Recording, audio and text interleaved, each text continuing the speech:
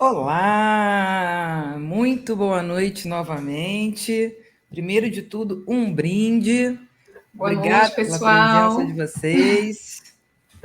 Nosso segundo encontro. Para quem está chegando agora, vamos começar explicando um pouquinho desse projeto. Somos a Sprint Criativo, eu sou Luna Paladino, essa é Silvia Greck, minha grande amiga e sócia muito querida. Boa noite, Daniela, seja muito bem-vinda. Somos a Sprint Criativo, né? O que é Sprint Criativo? Sprint Criativo é uma iniciativa, né, que acabou se tornando uma empresa, mas na verdade é uma iniciativa que Silvia e eu trouxemos na pandemia no intuito de espalhar a inovação por aí e fomentar o comportamento inovador, não importa o que você faça, tá? Boa noite, Vera, que bom tê-la novamente conosco. Pessoal, o I'm Thinking, ele é um canal de entrevistas que a gente lançou semana passada, justamente com esse intuito. Então, toda quinta-feira, a gente vai trazer alguém de algum mercado para mostrar algum tema relevante nos dias de hoje e correlacionar esse tema com inovação, que é o nosso grande mote, tá? Quem quiser conhecer um pouco mais da nossa empresa, sprintcreativo.com.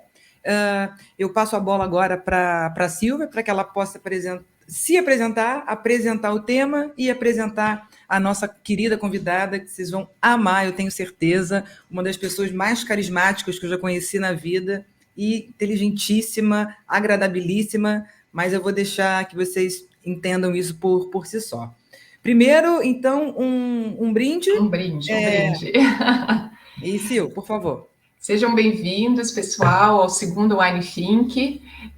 Como a Luna falou, essa iniciativa aqui para a gente realmente bater num papo, falar de coisas muito interessantes. Acho que vamos trazer como mote inovação, mas vamos falar de diversos assuntos. Então, fiquem sempre ligados aí nas nossas redes, nos nossos contatos, porque a gente vai sempre divulgar na semana quem vai ser o nosso convidado. Então, hoje a gente vai falar de um tema muito bacana, assim. Eu sou muito suspeita porque eu trabalho com dados, né? Então, o nosso tema hoje é dados humanizados. E quando a gente fala de dados, é meio que impossível até a gente não lembrar da frase do matemático londrino chamado Clay Hubby, que é: dados são o novo petróleo. A gente, com certeza, todo mundo que está por aqui, que trabalha na área de inteligência ou em qualquer área, sim, já ouviu falar sobre isso, das grandes empresas hoje da indústria, né, Google, Facebook, Instagram, enfim, que geram essa montanha de dados para a gente. Mas por que esses dados, né? Por que se fala isso, né, de ser um novo petróleo? Porque a gente sabe que os dados são muito valiosos, assim como o petróleo, e que já foi, né, grande e super valioso para muitos mercados. Só que a gente vê uma grande diferença nesse comparativo, né? O petróleo ele pode sim, né? Enfim, ele é finito e os dados não. A gente está vendo que cada vez mais tudo que a gente faz e tudo que a gente vive na sociedade tem dados, né? A gente gera muitos dados. Então, hoje o grande desafio não é mais localizar esses dados. Esses dados estão aí. O grande desafio é saber trabalhar com esses dados, né?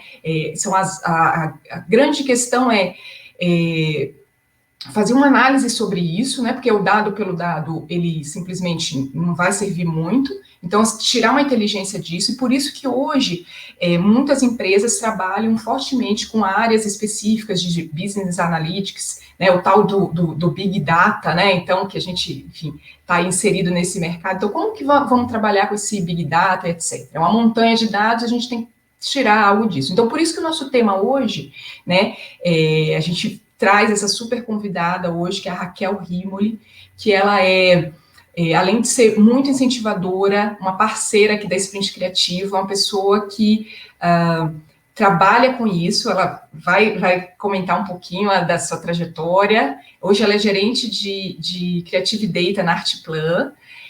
Mas a Raquel tem uma característica muito bacana, eu queria dividir isso com vocês. Ela é extremamente, como a Luna falou, carismática, simpática, se mete sem ser chamada, mas sempre muito, muito apoiadora e inteligente, mamãe do Arthur, então assim, e ela adora compartilhar. Então acho que isso é uma das grandes das grandes coisas que a Raquel sabe fazer muito bem, é compartilhar o conhecimento, troca. Então, Raquel, seja bem-vinda. Vamos falar sobre dados humanizados hoje, fica à vontade. E eu já quero engatar aí a primeira pergunta, que não é pergunta, né? Eu queria que você se apresentasse e falasse um pouquinho sobre os dados, né? A importância disso hoje, ou no mundo, ou nas empresas, e etc. Claro. Bom, a Silvia já me apresentou um pouquinho, né? Eu sou formada em jornalismo, né? Tenho especialização em marketing, MBA em marketing. E o curioso é que a minha trajetória, não sei por que motivo, né? Enfim, por força do universo, eu caí para a área de dados. Então, foram 11 anos na área de pesquisa da Globo, mas trabalhando diretamente com dados. Mas o legal disso, de unir todo esse universo quântico, esse universo quali, foi sempre trazer esse olhar humanizado para o dado, né? Tentar sempre entender um pouquinho do que tem por trás daquele número. Não é só um número por si só, né? Então, acho que isso é o que permeou toda a minha trajetória profissional. Depois de ficar anos na Globo, enfim, eu fui para a agência de publicidade, né? Hoje trabalho com várias marcas de diversos segmentos, universo de beleza, atendendo L'Oréal, universo bancário, enfim, a gente atende Caixa, PagSeguro, enfim, passei por um universo muito, muito amplo, né?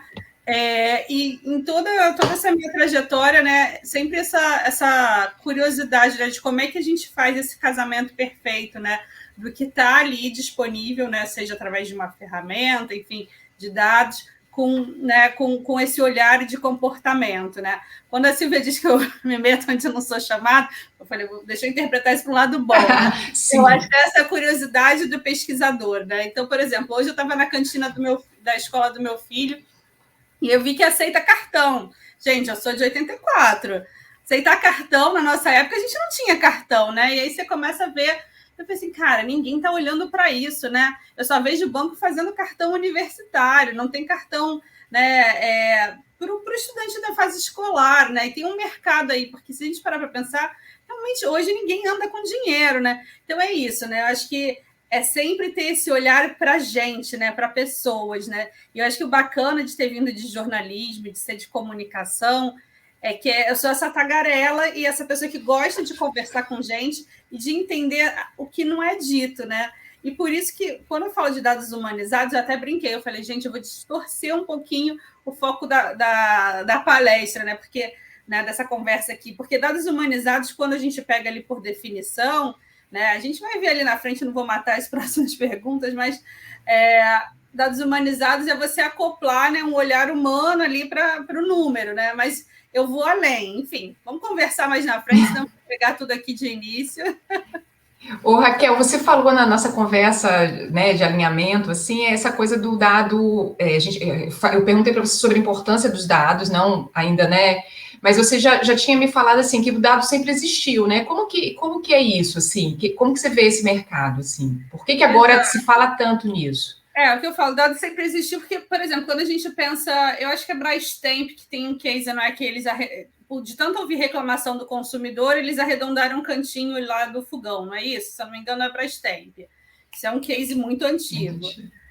Então, assim, dado sempre existiu, né? Pesquisa, só que eles não estavam disponíveis como estão hoje, né? Para isso, para que você pudesse explorar esses dados, né? Era preciso você fazer uma quant, né? Enfim, para o campo da pesquisa mesmo, propriamente. Você não tinha ali, enfim, ferramentas que estivessem coletando informações sobre o consumidor a todo tempo e a todo momento da sua jornada, né? Ou sei lá, para você entender como é que um produto está sendo aceito ou não, você tinha que, né? Você dependia de repente, das empresas passarem para você dados de venda, de grandes varejistas, enfim, que seja. Hoje você tem tudo ali no online, né? Eu consigo entender, por exemplo, sei lá, qual marca de carro está sendo mais acessada no digital, né? E aí, a partir daí, não necessariamente é o que está mais vendendo mais, mas eu consigo entender qual é aquela que está despertando maior interesse do consumidor. Enfim, hoje a gente é traqueado a todo momento, né? Você acordou, ligou o celular ali, né? Ligou não, que ninguém nem desliga mais. Sim, começou a mexer. Você está sendo traqueado, você é monitorado a cada segundo. Então, a todo momento, a tua jornada ela vai deixando rastros ali, né? Os teus gostos, as suas preferências, o seu humor, né? Hoje a gente deixa o humor ali.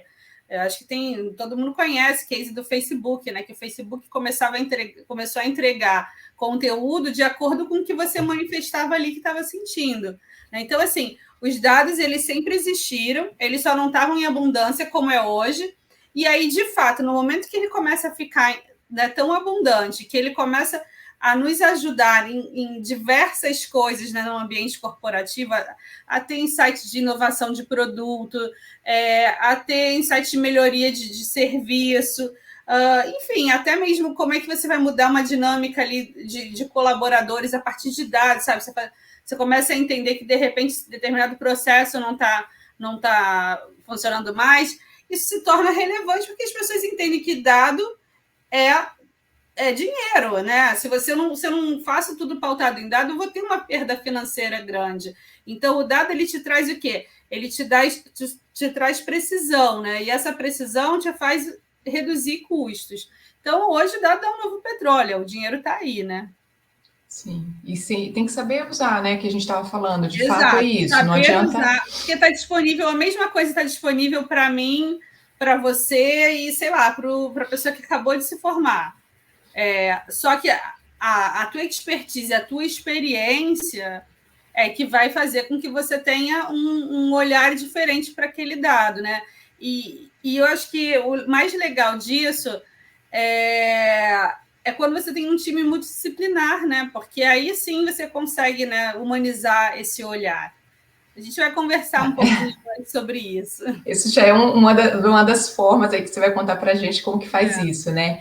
Agora, Raquel, a gente viu, né? A gente para escolher aqui, conversando contigo para escolher esse tema, a gente viu que esse termo, né? Não sei se eu posso falar esse termo, esse conceito de dados humanizados, ele é uma tendência que foi apontada por um estudo da Isobar que chama Humanidade Aumentada. Isso foi uma tendência colocada para 2020, ou seja, a gente já, enfim, passou por uma transformação muito grande, está, né, se transformando ainda, porque com o impacto da pandemia, tudo realmente, de fato, toda a transformação digital foi acelerada. Então, o que você acha sobre isso, assim, sobre essa tendência? É uma tendência ou é algo que, enfim, que sem isso não dá para ficar? Conta um pouquinho, o que você acha? Bom, primeiro eu acho assim, vou falar de olhar para dados, tá? As áreas de dados, elas já vinham sendo muito demandadas antes da pandemia, né? A gente já via ali uma crescente, enfim. E o que a gente vê de diferente é que com a pandemia, né, isso teve um boom. Você olhar, entrar no LinkedIn, for procurar vaga na área de BI, é assim. E hoje até eu sinto essa dificuldade como agência. Para você reter esse profissional é muito difícil, né? Mas o que muda, né? O que muda é porque a gente está nesse momento assim, vivendo algo sem precedentes, né? Então, cada vez mais surgiu uma necessidade de conhecer o consumidor. Primeiro que tudo que você tinha de pesquisa para trás de tendência, esquece, né? Porque você saiu totalmente, você teve um ponto ali fora da curva que mudou totalmente de rota, né? Tudo que a gente tinha de previsão. Estava planejado, né? Então, isso fez com que todas as indústrias, né? E aí eu falo todas, desde do entretenimento, a indústria automotiva, ela tivesse que revisitar os seus planos e reanalisar os seus negócios, para onde eu vou, né? Gente, a gente está vendo agora o quê? A indústria automotiva ela não está vendendo carro, ela está indo para locação de carro, né? A assinatura de carro. Então, assim, as indústrias estão mudando, está tudo mudando. Então, isso criou uma demanda muito grande. E aí, quando eles entenderam que quando eu consigo aliar esse olhar para o dado, para um olhar humano, e entender as necessidades, as emoções, as dores de cada consumidor, aí eles entenderam que ali está o dinheiro, né? Então, isso é uma tendência, sim, isso veio para ficar, né? Acho que e cada vez mais a gente vai ver esses times híbridos, né? a importância de você ter times assim com especialistas de diversos segmentos.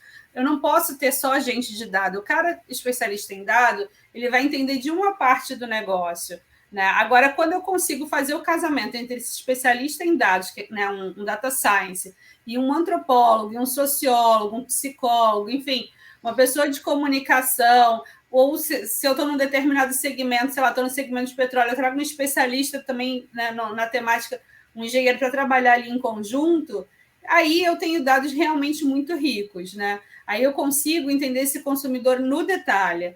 Então, eu acho que essa é uma tendência que veio para ficar e a gente vai ver cada vez mais as empresas, né, criar essa harmonia da tecnologia junto com esse olhar, né, para pessoas, justamente com o intuito também de como eu enriqueço a vida dessas pessoas, né? E o humanizar dados passa por isso, né? Criar um propósito relevante para as marcas, né? Para as empresas, para os negócios. E propósito é uma das tendências que a gente vê que cada vez mais vem ganhando força, né? Principalmente, de novo, nesse contexto de pandemia. Quando a gente vê as marcas que mais cresceram durante a pandemia, foram aquelas que tiveram um propósito muito claro ali. A Ambev, enfim, brincou, cresceu, né? Pra caramba, as ações da Ambev estouraram, a própria Magalu, por quê? Porque foram empresas muito atuantes. Então, você olhar, pegar o dado para olhar de uma forma mais humanizada e conseguir também gerar valor na vida das pessoas, isso com certeza vai fazer com que o negócio saia na frente. Raquel, você tocou assim num ponto que, assim, essa coisa de humanizar também, não só o dado, mas assim, a gente ouve muito falar sobre humanização das marcas e isso que você comentou agora sobre, né, lembrei agora da Magalu, assim, tem que estar, não adianta também a marca se posicionar como humanizada e ela, no fundo, ela comunica isso, mas ela de fato não ser humanizada, né? Então, muito mais do que, né? Propósito e ação tem que andar lado a lado, senão, literalmente, como dizem por aí, vai flopar, né? O consumidor hoje, ele quer verdade, gente. E cada vez mais a gente vem, as marcas, né, estão criando ali os suas comunidades de marca mesmo, né? Em algumas indústrias a gente chamaria de fandom, né? Mas em outras não cabe. E essas comunidades de marca, elas exigem muita legitimidade. Então, por exemplo, quando a Natura vai e faz a escolha que ela fez lá para fazer a campanha lá para fazer a campanha de Dia dos Pais, ela sabia que ela ia apanhar. Sim. Só que ela podia fazer aquilo e sustentar e ser defendida. Ela não precisou se defender, a comunidade defendeu ela, LGBTQIA+, entendeu? Por quê? Porque ela tem uma história que é verdadeira, de ponta a ponta. Então, hoje não adianta você querer surfar numa coisa. Empresas que tentam surfar, cara, as redes caem em cima. E isso você vê, não é só no propósito, não, tá? Cada vez mais precisa ter uma verdade. Por exemplo, quando você traz um influencer para o universo game, que não é gamer, alguém só para você utilizar a audiência dele, a comunidade gamer, ela cancela aquela marca.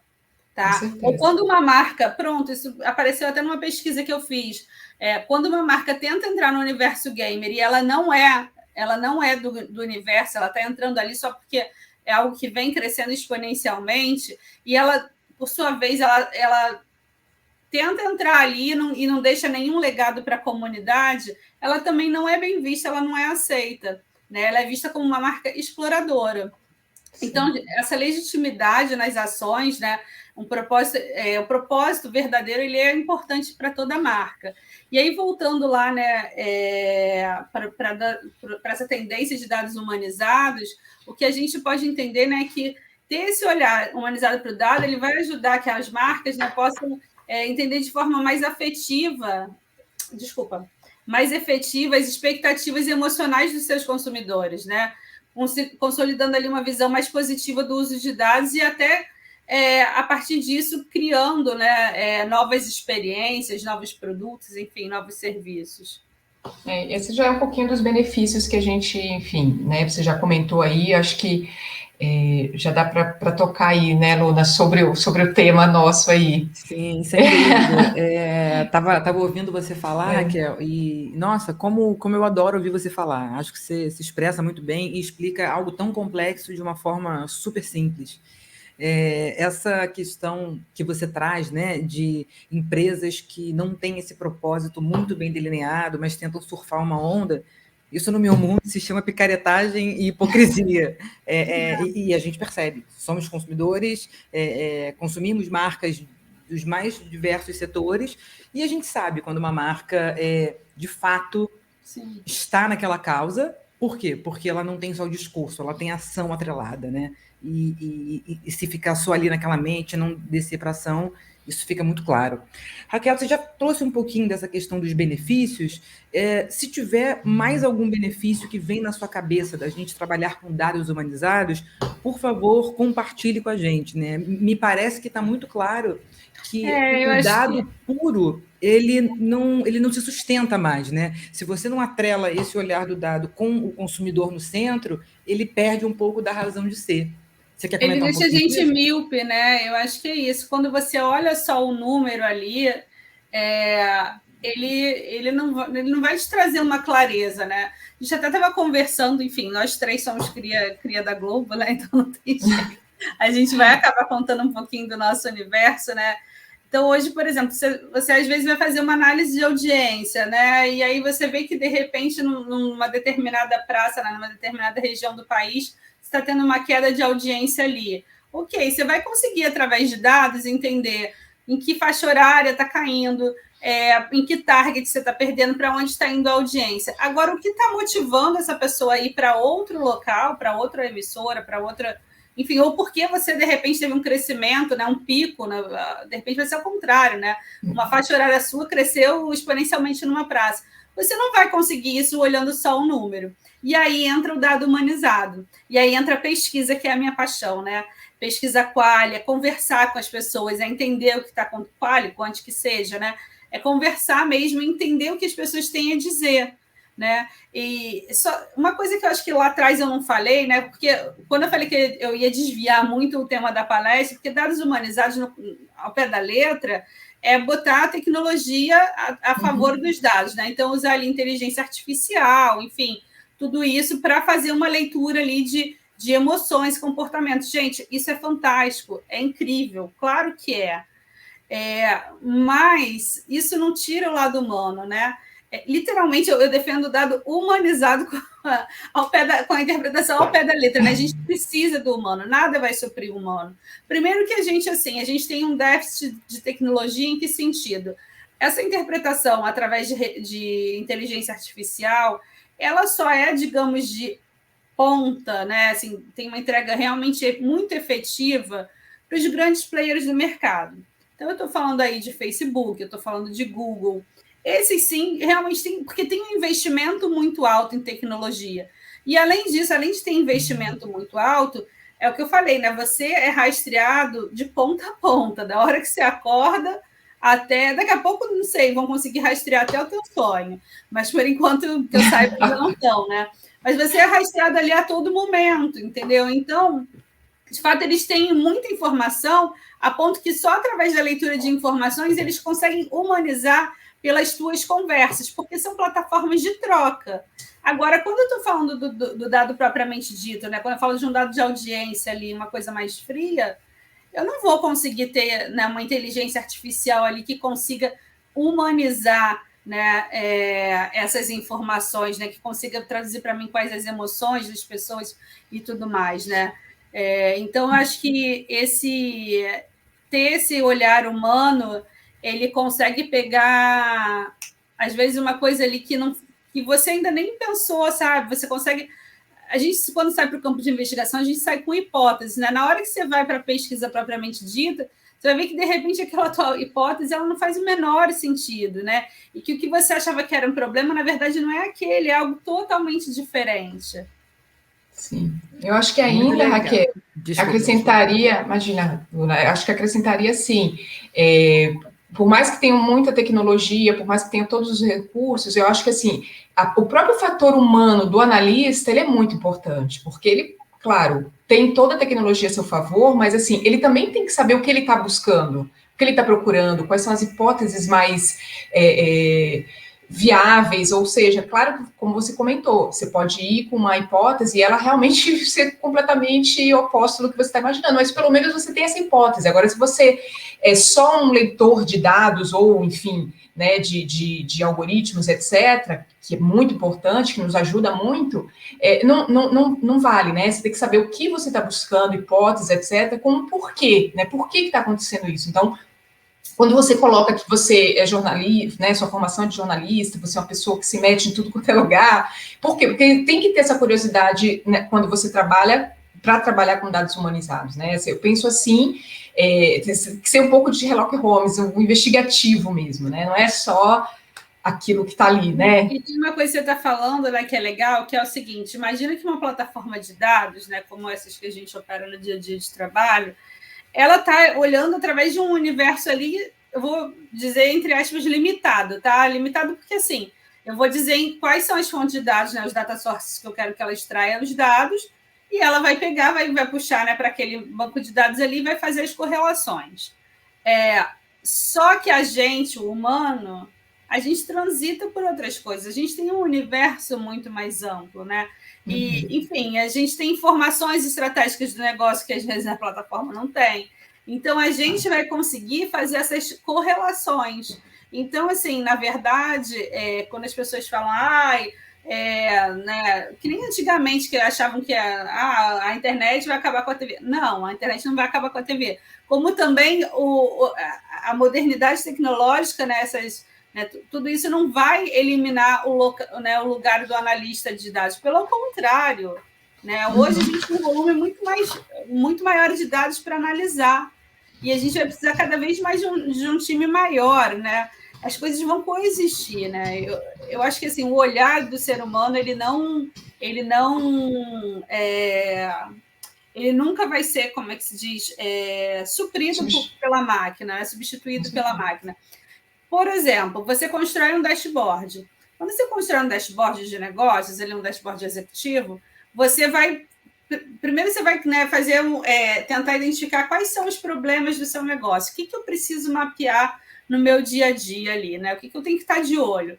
Então, você fez ali, né, presumiu alguns problemas e tal, e criou ali aquele dashboard para ele estar sempre respondendo numa visão rápida as informações que você precisa para o teu dia a dia. Sim. Mas chega uma hora que só aquilo ali não está te respondendo. Você vai ter que sair do dashboard e ir para a ferramenta mesmo, ou extrair dados, ou enfim, ou ir para um Power BI da vida e começar a cruzar, fazer as correlações, porque aquilo por si só não vai bastar. Então, humanizar o dado é isso também, né? Trazer da tua inteligência ali e fazer essas manipulações, né? Até que você consiga ter uma resposta que faça sentido ali para o teu problema, o teu desafio, né? Muito bom, Raquel. Isso me lembra uma gerente que eu tive na Globo, inclusive. Aliás, Giane, se um dia você escutar isso aqui, um beijo para você. E ela falava uma coisa que eu gostava muito, que dados com alma. E eu nunca me esqueci disso. Dados com alma, eu achava isso sensacional, porque eu sempre tive alguma dificuldade com números, né? Eu sempre fui mais da conversa, do dito pelo não dito, números, essa coisa muito bruta. Nunca foi muito minha praia. E aí, quando você começa a olhar para o dado com um outro viés, com esse viés realmente de entender que por trás do dado você tem uma configuração de uma alma, muda completamente a sua relação com dados, né? E aí, pegando um gancho que você traz também de tecnologia, eu anotei até aqui um case que recentemente virou uma propaganda de TV, que é a Bia do Bradesco. E eu achei sensacional o mote que eles pegaram. Não sei se vocês viram isso, mas essa coisa do chatbot, né? De você ser atendido quando você vai para qualquer... Está muito comum isso hoje, né? Você é atendido por um robô ali do outro lado que está aprendendo a conversar com você. A mesma coisa Alexa, né? Essas atendentes pessoais. E o que acontece? Muitas pessoas acabavam xingando o chatbot por qualquer razão, quando aquele chatbot não entendia o que você perguntava. Ah, Bia, sua Bia é o nome do avatar do Bradesco que responde isso, né? E aí muita gente xingando, Bia, sua burra, Bia, que não sei o quê. O que o Bradesco, de uma forma brilhante, fez? Pega isso e leva para uma campanha em TV aberta, ou seja, um alcance absurdo, e pega justamente esse ponto para trazer, olha, violência contra a mulher não é legal nem na tecnologia. Então, trate melhor as mulheres, inclusive sendo chatbot. Ou seja, essa questão da humanização. É claro que um chatbot não vai. É claro que a Bia do Bradesco, a inteligência artificial, ela não vai sentir essa grosseria que as pessoas fazem com ela. Mas achei muito interessante eles pegarem esse mote e trazer justamente essa causa juntando com a tecnologia. E aí, já aproveitando esse gancho de inovação, Raquel, eu queria perguntar para você como que você acha que essa questão dos dados humanizados ela se relaciona com a inovação? Tranquilo. Bom, eu acho que primeiro tem uma fala que você falou muito legal, que dado tem que ter alma, né? E aí eu acho que vou além. Dado sem insight é como um corpo sem alma. Eu vi essa frase no meio mensagem, não lembro quem exatamente que falou, né? E é isso, é entender um pouco do que tem ali da dor do consumidor, entender o que tem por trás das necessidades dele, e aí, a partir disso, você, mapeado essas dores, mapeado essas necessidades, você consegue, de fato, inovar. Né? Porque inovar não é só coisas tão complexas, né? Como a gente vê por aí, às vezes, tipo um modelo disruptivo de negócio. Né?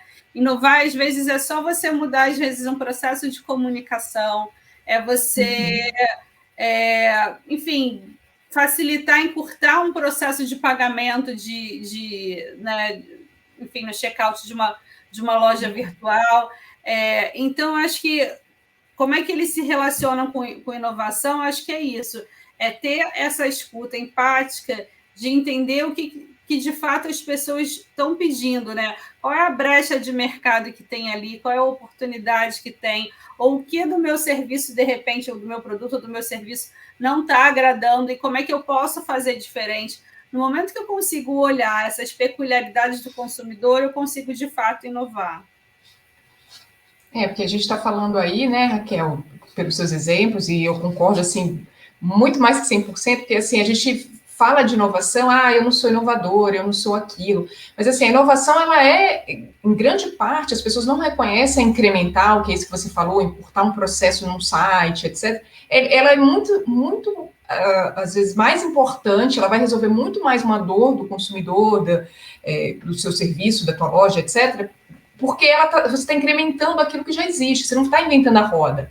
Né? Então, claro, existem inovações muito interessantes, né, que a gente vem acompanhando isso, e vai acompanhar, e vão surgir, super importantes, relevantes, mas, assim, vamos pensar que a incremental, ela resolve tua dor ali, tá tudo bem, isso é inovação. Né? Não vamos deixar que isso não seja, né, inovação, etc. Eu acho que nesse gancho, Raquel, acho que a Vera até comentou aqui sobre as pessoas né, os cientistas de dados e a área de inteligência, a área de negócios, elas cada vez mais precisam estar mais juntas, né, eu acho que em formatos de squads, em formatos de reuniões colaborativas, etc., para que isso seja, né, o que a gente fala muito aqui na Sprint, fomentar essa criatividade, fomentar esse compartilhamento de ideias, para que aí sim, né, você esteja num ambiente que possa, né, ser inovador, que possa contribuir para aquele problema. Então, acho que isso que você coloca aí é muito bacana,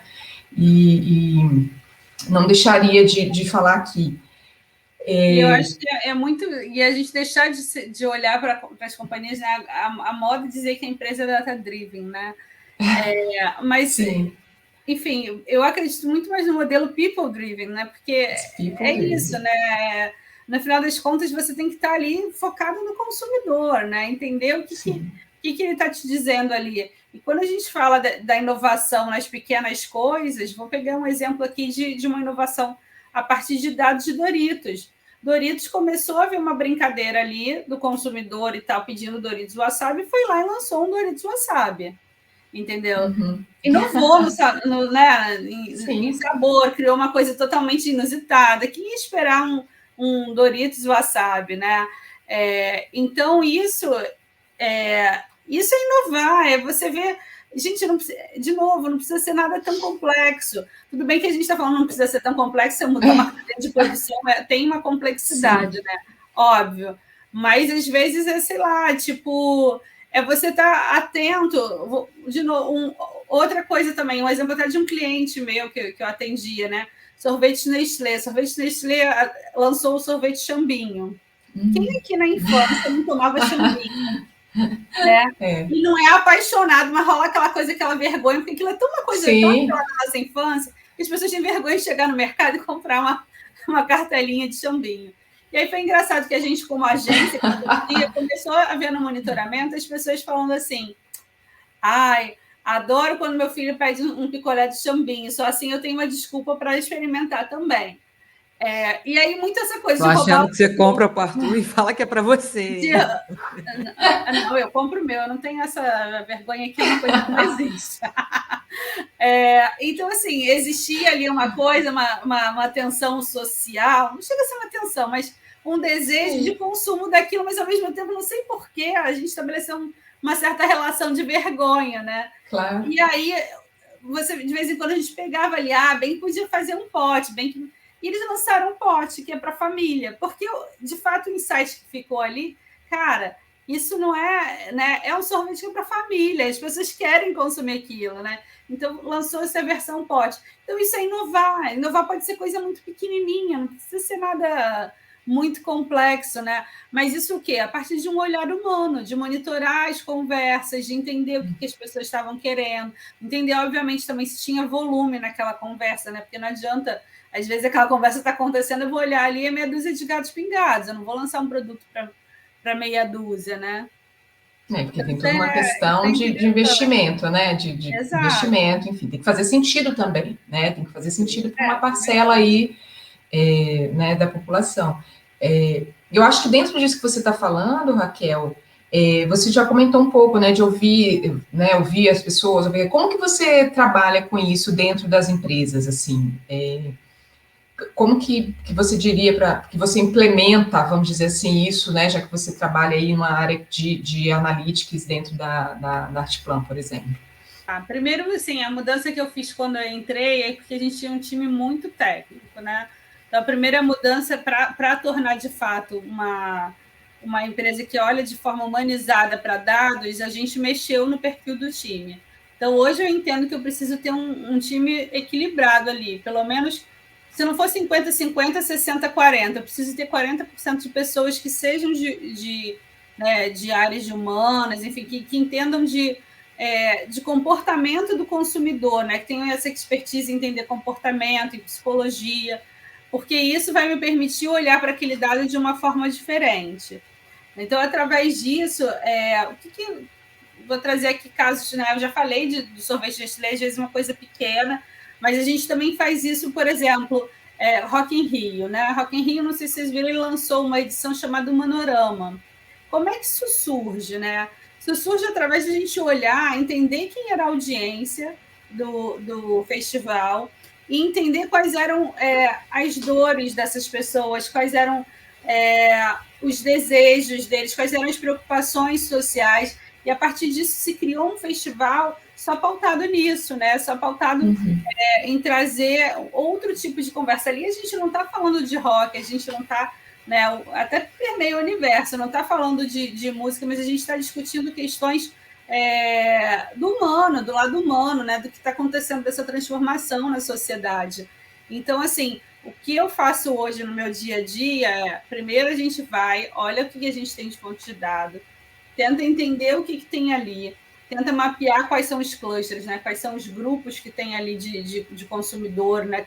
Porque dentro de um, sei lá, um mesmo cliente, você tem vários vários grupos com características diferentes, né?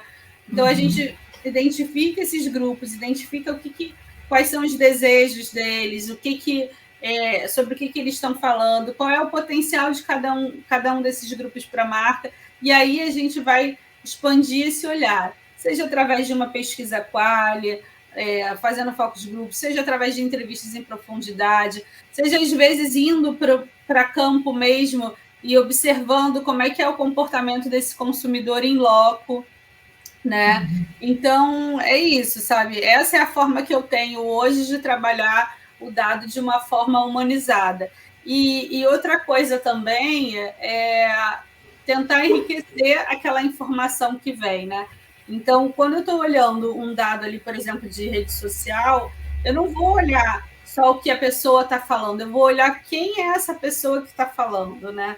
Então, esse trabalho de etnografia, ele também é muito importante, né? Para eu entender, afinal de contas, quem é esse grupo que reclama tanto de uma determinada coisa, ou que deseja tanto por um determinado produto, né?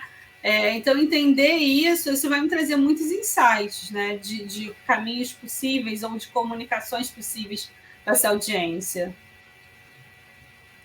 Maravilha.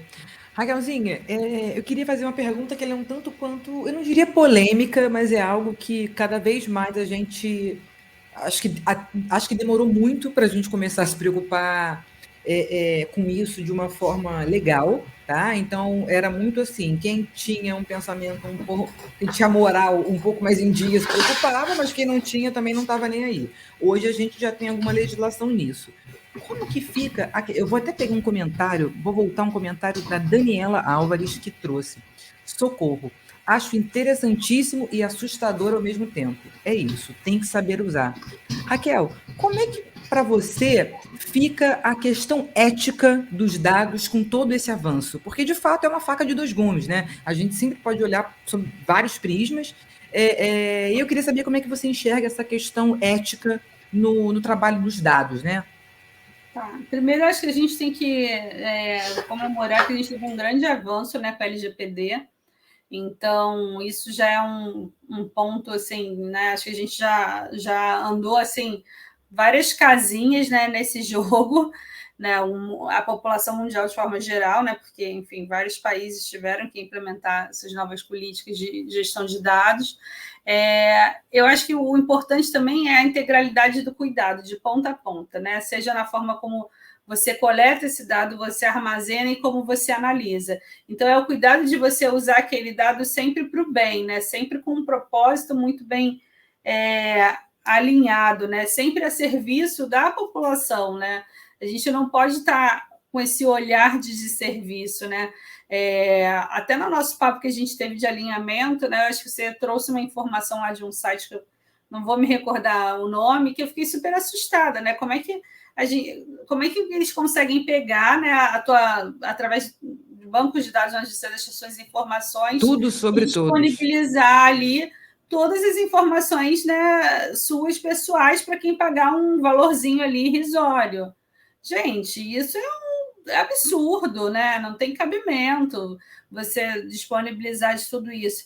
Acho que tem outras coisas também que não só esse site, mas hoje, se você dá uma googada ali e coloca uma informação ou outra da pessoa, vem muita coisa também, desde o endereço dela, enfim.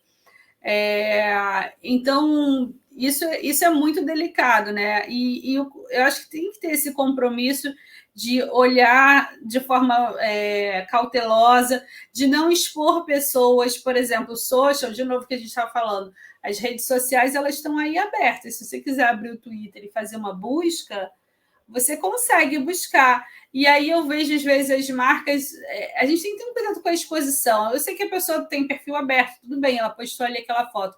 Mas é justo eu, como, né, marca, pegar e... Eu posso até utilizar como objeto de estudo, mas ficar expondo, de repente, coisas do privado ali, né, num contexto de exposição para uma audiência interna, eu não acho, eu particularmente eu não acho isso uma postura adequada, né? Então, a gente tem que ter esse cuidado da privacidade do usuário. Você pode até, de repente, estar ali olhando, extraindo algum insight, mas ter cuidado com aquilo que você vai, de fato, expor, né, do outro. Sim, com certeza. Acho que não dá para não ter essa privacidade nesse sentido, né? Usar o dado, usar, enfim, né, os insights que você tira dali, eu acho que hoje a gente não tem mais como nem voltar atrás, mas, né, não, né, você vai baixar alguma coisa, você autoriza ali sem nem ler aquelas letras miúdas, mas a exposição, né? Porque mesmo aquilo que não é eita, tá ruim essa palavra, anonimizado, né? Não sei se falei certo. Mesmo aquilo que não é anônimo, a gente tem que ter esse cuidado de torná-lo anônimo, né? Sim. Você pode trazer o insight, o pensamento. Agora, não expor, né, uma pessoa, não tornar público, de repente, ali uma dor. Por exemplo, eu, para esse trabalho de pesquisa, eu entro muito em grupo de Facebook, né? Esse é um canal muito importante, às vezes, para você mapear ali algumas tensões e tudo mais. E aí foi até para esse trabalho de game que eu estava fazendo, eu entrei numa comunidade de game feminina. E diferente das comunidades de gamers que tem masculina, a comunidade feminina ela é rede de apoio para essa mulher. Tá? Principalmente quando a gente está falando ali de violência doméstica ou de casos ali de depressão e tudo mais. E aí elas não têm só o grupo no Facebook, elas inclusive têm grupos de WhatsApp. Eu entrei ali para tentar recrutar para uma pesquisa no grupo de WhatsApp, fiquei até sem graça de lançar o convite ali, porque estava tendo uma das pessoas estava narrando, estava passando por um momento difícil, que tinha sido agredida dentro de casa e a comunidade estava dando apoio ali. Eu posso pegar isso para falar para ilustrar, para mostrar para um cliente? Não, eu posso contar o que eu percebi, né, o aprendizado que eu tive dali, né? Que o game tem essa coisa, esse senso de comunidade, principalmente quando eu falo da comunidade game feminina e não sei o que, Ana, posso trazer todas as tensões, feminicídio muito presente e tal, mas eu não posso estar expondo a pessoa, né? Printar ali. Então, a gente tem que ter esse cuidado com a ética, né? E usar sempre isso a favor das pessoas e não contra, né, o ser humano.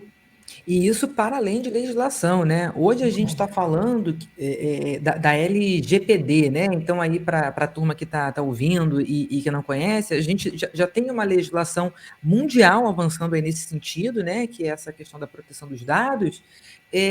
Mas, para além disso, tem moral, né?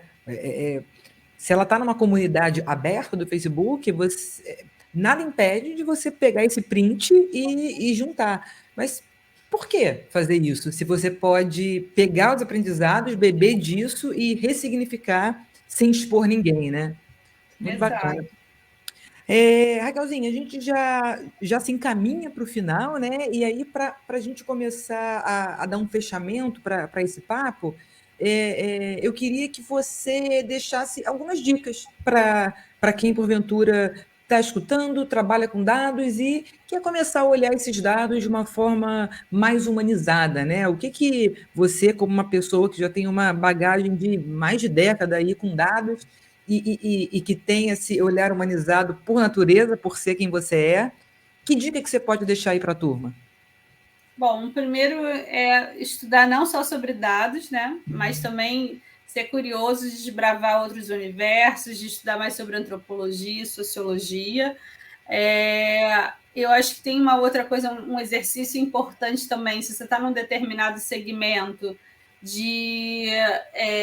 olha, tem uma dica aqui de filme, você vai... Essa daí, ó, depois a gente pode dividir a dica da Bruna, legal. Dilema das redes e privacidade. Eu não peguei o segundo nome ali. Privacidade hackeada. Esse eu ainda não vi. Vou assistir, gostei da sua dica. Eu também não. Boa, Bruna. Obrigada pela dica. Então, enfim, ter esse olhar de curioso, né? E se você está num determinado segmento, entender quem é teu público e circular. Você precisa consumir o que eles consomem, sabe? De alguma forma, fazer esse exercício. Então, por exemplo, sei lá, se eu atendo um segmento popular, eu preciso andar pela comunidade, eu preciso entender como é que essa mulher da comunidade, né? Eu falei a mulher, mas pode ser a mulher ou o homem, né? Porque por acaso, estou pensando num cliente. Pronto, eu atendo Niele. Né? Então, Niele é um produto basicamente feminino, classe C/D. Eu preciso frequentar os lugares que essa pessoa frequenta, entender quais as dores dela, conversar com essa consumidora, eu preciso me inserir, porque aí aquele dado lá vai fazer muito mais sentido quando eu olhar. Quando eu ver que está, né, tá caminhando para um lado mais do que para outro, eu já vou conseguir fazer uma correlação, porque eu tenho um olhar que ele é amplo, ele não está limitado só ao que a plataforma me entrega ali de informação, né? Ter essas conversas, entender de tendência, ler muito sobre tendência, sabe? E sempre ler com um olhar crítico, né? De fazer as correlações. Porque o que acontece? Hoje, infelizmente, o que a gente vê de tendência, e os bons estudos de tendência são feitos por institutos de fora. Então, às vezes, vai vir com um olhar muito hypado, né? Muito classe AB, que pode não se conectar com o teu público, né?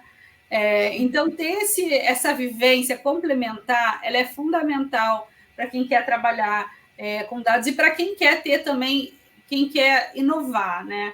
Inovar é isso, é você estar aberto a errar, é você estar aberto a errar, não, primeiro a experimentar, e se errar, tudo bem, por isso que tem MVP, né? Você vai, erra, vai, ajeita ali e tenta de novo, até que vai chegar a fórmula certa, entendeu?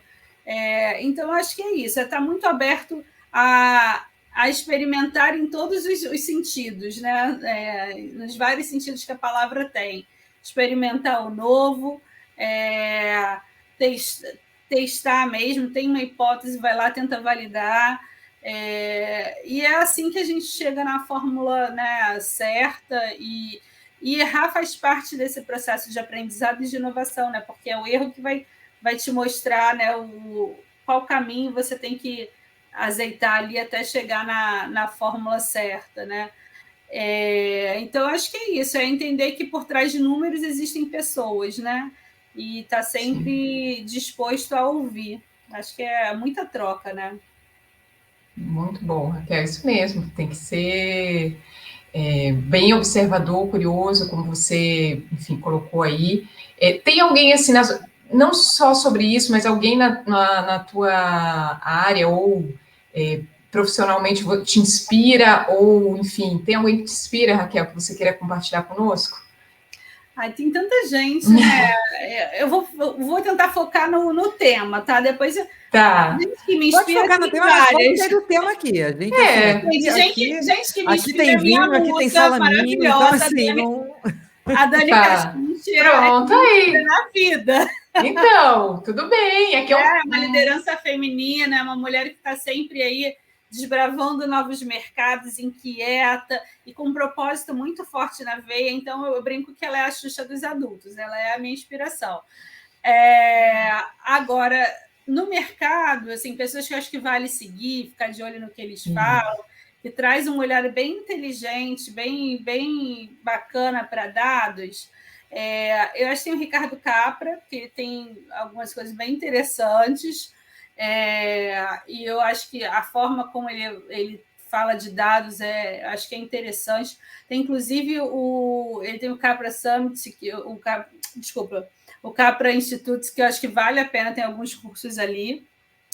Tem o Tarcísio, que para mim, que é do IBPAD, Tarcísio Silva, que é um cara extremamente inteligente, que tem um olhar bastante crítico para dados, principalmente dados de digital.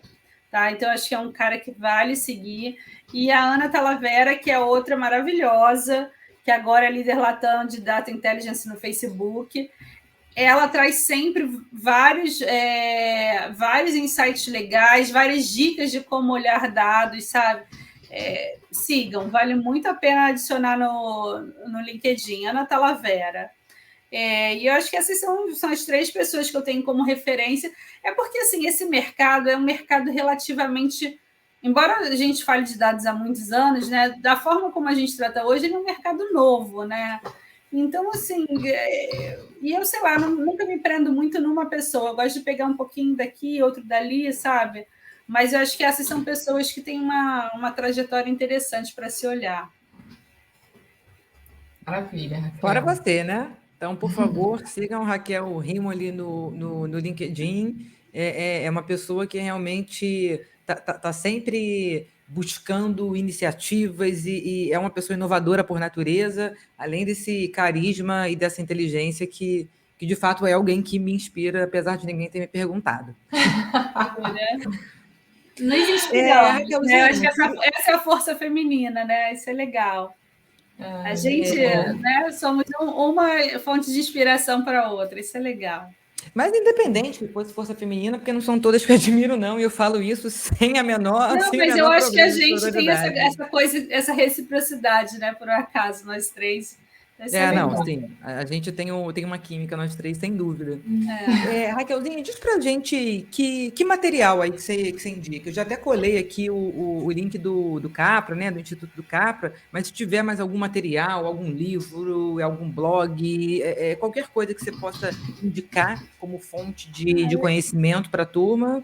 Eu gosto muito de me inscrever em tudo que é newsletter, dos principais players de mercado. Então, por exemplo, o Google tem o Think with Google, sai sempre coisas legais ali. A própria Globo tem a plataforma Gente, tem a plataforma da Globosat, esqueci o nome aqui, se vocês puderem me ajudar, que eu agora não estou lembrando o nome, mas também tem sempre muita informação legal. Virou agora é tudo Gente. Mas qual é o nome da antiga? Porque tem estudos que ainda estão na plataforma antiga. Às vezes se eu não me engano, tudo virou plataforma Gente. Acho que não, acho que tem algumas coisas que estão na outra. Mas, enfim, é só vocês colocarem ali da Globosat o que vocês acham. GNT, se eu não me engano, principalmente tinha uns estudos bem legais. O TikTok também tem coisas super legais. Eles agora estão divulgando um boletim de tendências. Gente, isso traz muito insight bom. Isso fala muito sobre comportamento. Sem brincadeira, você entender qual é a hashtag que está em alta...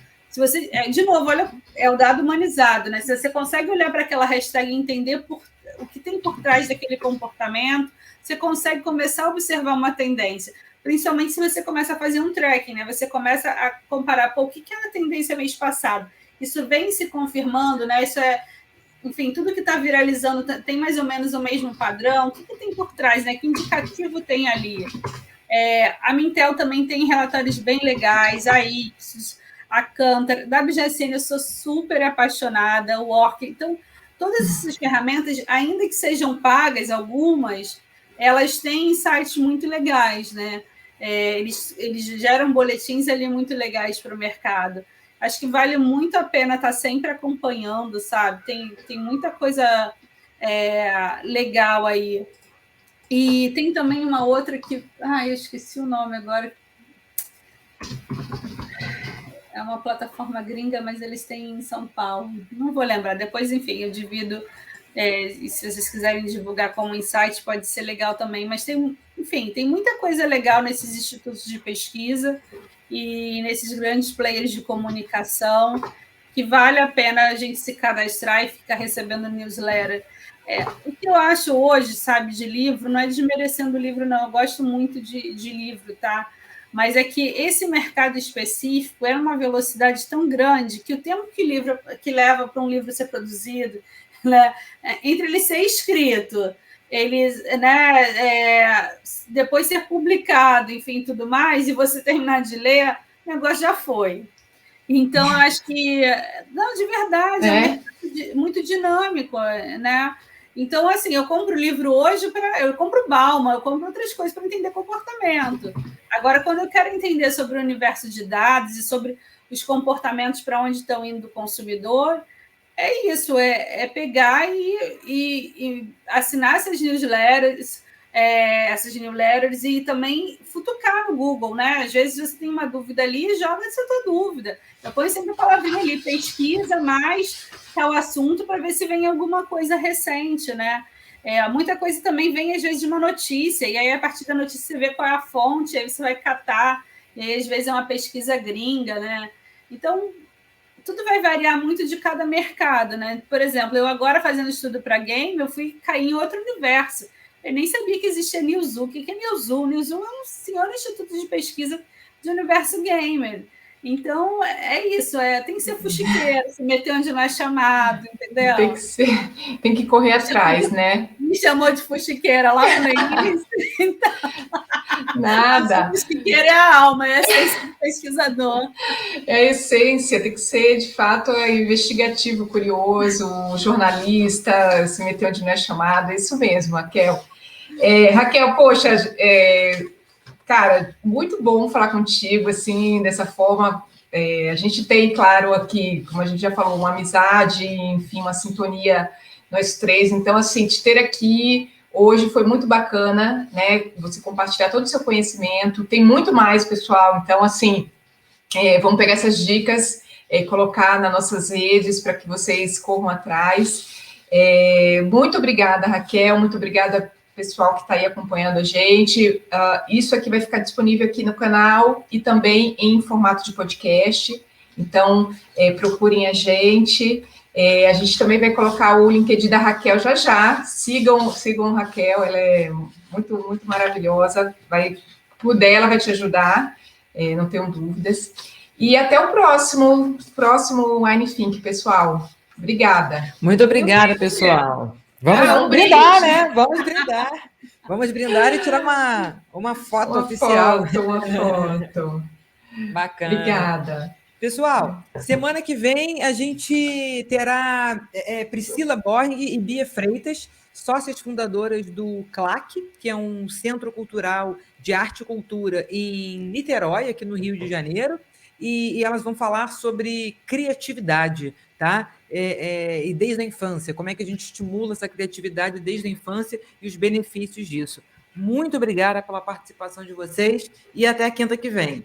Tchau, turma. Obrigada pelo convite, gente. Um beijo. Obrigada pela audiência.